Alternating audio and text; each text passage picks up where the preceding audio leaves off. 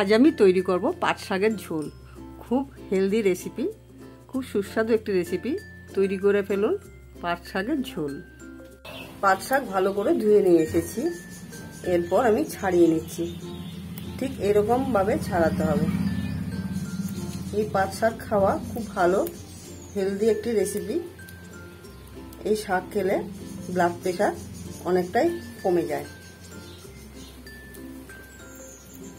বাজারে অনেক পাট শাক পাওয়া যায়, সেই পাট শাকগুলো ঠিক এরকম বেছে রান্নাটা তৈরি করে খাবেন।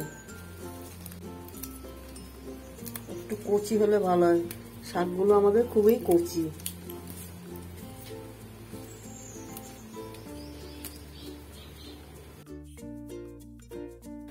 এই পাট শাক কিন্তু অনেকভাবেই রান্না করা যায়।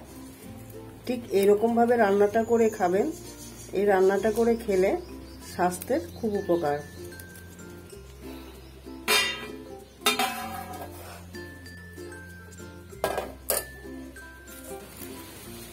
শাকগুলো এরকম বড় বড় করে কেটে নিতে হবে।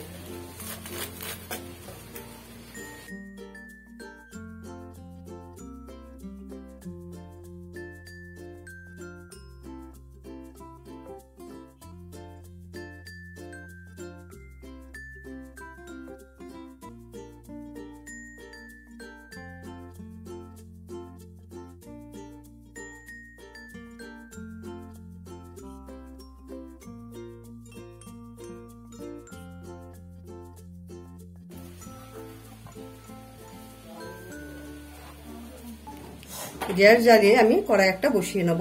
কড়াই গরম হওয়ার পর দিয়ে দিচ্ছি আমি 1 টেবিল চামচ সরষের তেল। এই রান্নাটা সরষের তেলেই খুব স্বাদ হবে। সরষের তেলেই রান্নাটা করবেন।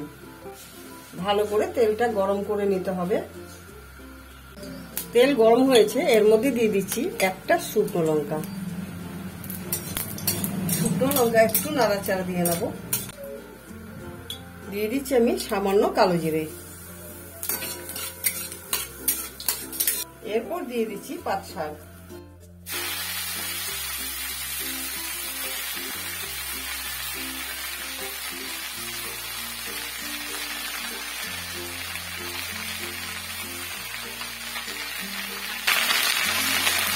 দিয়ে দিচ্ছি আমি 3টে কাঁচা লঙ্কা চেরা। দেব আমি সামান্য নুন। দিয়ে দিচ্ছি আমি সামান্য গুঁড়ো হলুদ।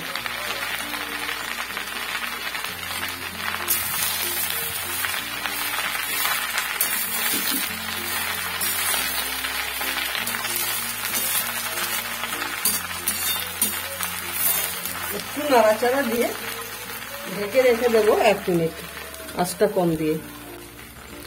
1 মিনিট পর ঢাকনা খুলে দিচ্ছি। আবার একটু নাড়াচাড়া দিয়ে নিচ্ছি।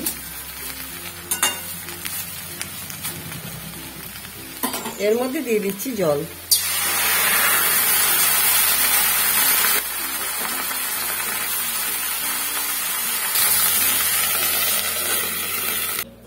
দু মিনিট পর ঢাকনাটা খুলে দেখছি রান্নাটা একদম তৈরি।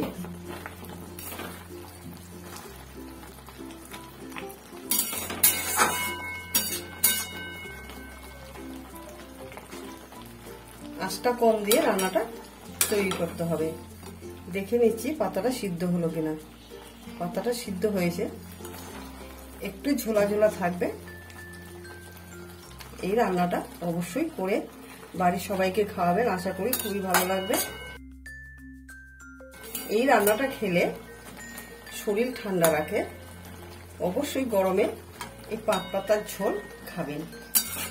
আর রান্নাগুলো যদি ভালো লাগে অবশ্যই আমার চ্যানেলটিকে সাবস্ক্রাইব, লাইক, শেয়ার করতে ভুলবেন না। আমি আবার নতুন নতুন রান্না নিয়ে আপনাদের সামনে হাজির হয়ে যাব।